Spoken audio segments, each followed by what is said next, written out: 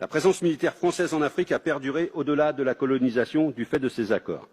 La France est intervenue 60 fois dans 24 pays en 60 ans. Pour le plus grand bien des potentats africains et pour la préservation des ressources naturelles jugées indispensables à l'économie française. C'est ça, la France-Afrique.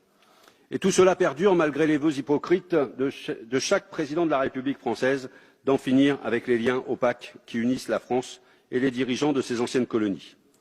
Et si d'aventure un pouvoir africain montre ne serait-ce que quelques velléités d'indépendance, comme cela a été le cas en Côte d'Ivoire à l'issue des élections de l'an 2000, l'assurance vie de la présence militaire française se transforme en facteur de déstabilisation et d'affaiblissement pour ce pouvoir.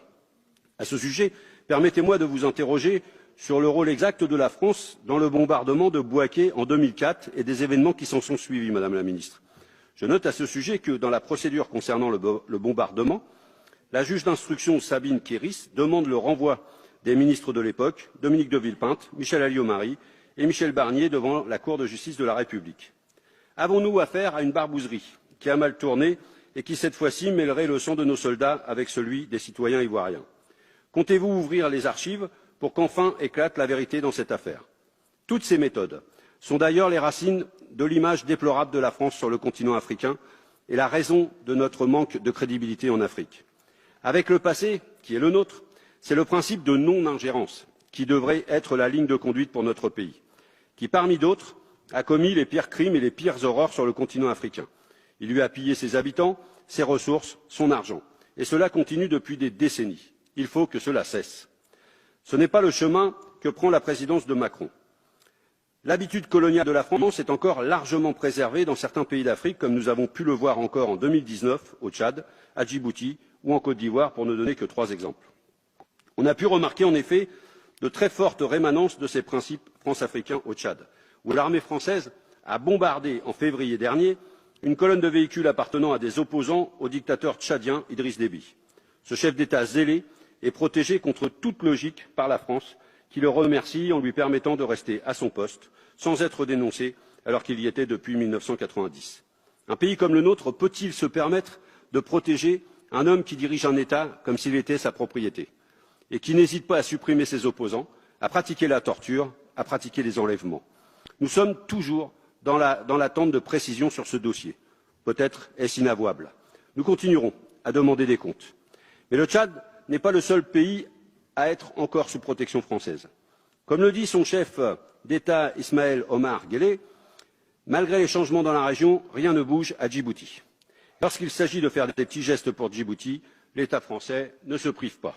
Récemment, Mohamed Kadami, un opposant djiboutien disposant du statut de réfugié politique en France, a été mis en examen et risque d'être renvoyé à Djibouti au mépris du droit français pour satisfaire le régime djiboutien, voire même pour l'échanger avec un prisonnier djiboutien qui aurait un rôle dans l'affaire Sarkozy-Kadhafi. Et prenons un troisième exemple de la protection de la France envers ses fidèles, la Côte d'Ivoire. Après avoir acté que l'on ne peut qualifier le coup d'État d'Alassane Ouattara en 2011, la France a permis au nouveau chef d'État d'envoyer Laurent Gbagbo à la Cour pénale internationale. Après 7 ans de procédure, pendant lesquels Laurent Gbagbo était en détention provisoire, en contradiction totale avec les recommandations en la matière de la Cour européenne des droits de l'homme, celui-ci est maintenu en liberté conditionnelle sans pouvoir retourner en Côte d'Ivoire après son procès où il a été acquitté, ce qui est en contradiction totale avec tous les principes de droit. Il semble que les pressions ivoiriennes et surtout françaises aient permis que le principal opposant de Ouattara ait encore des bâtons dans les roues pour l'empêcher de revenir dans son pays à la veille des élections présidentielles de 2020. L'ingérence française dans les affaires internes des pays comme Djibouti, le Tchad ou bien la Côte d'Ivoire est insupportable et n'est pas digne de notre pays. Les accords de défense bilatéraux, s'ils ont changé dans la forme depuis les années 70, permettent donc à la France de maintenir une présence dans ses anciennes colonies, ce qui pose de graves problèmes de probité à l'usage de nos forces armées. Personne ne s'est grandi dans cette récente histoire et la France ferait mieux de travailler autrement en Afrique que d'utiliser son armée pour garantir une stabilité des dictateurs propice uniquement pour les affaires et destructrice pour les peuples. Et ce qui se voit lorsqu'il s'agit de la France-Afrique, c'est que la France pratique un système de 2 poids 2 mesures qui n'est pas tenable sur le long terme. Par exemple, en ce qui concerne le massacre de Douéké, en Côte d'Ivoire, dont des commémorations ont lieu hier, de plusieurs milliers de personnes par les partisans de l'actuel président Alassane Ouattara, l'armée française n'est pas intervenue. Par contre, lorsqu'il s'agit d'Idriss Déby et lorsqu'il demande à la France d'attaquer ses opposants, nous fonçons les bombarder, tandis que lorsqu'au Mali, une attaque fait près de 160 morts dans un village, la France ne bouge pas.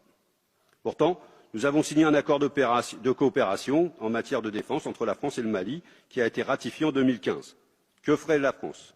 Pourquoi a-t-elle été si rapide à attaquer les opposants tchadiens? Pourquoi elle ne réagit pas lorsqu'il s'agit de massacres de Maliens ou d'Ivoiriens? Pourquoi la France s'entête dans une stratégie au Mali qui est en échec?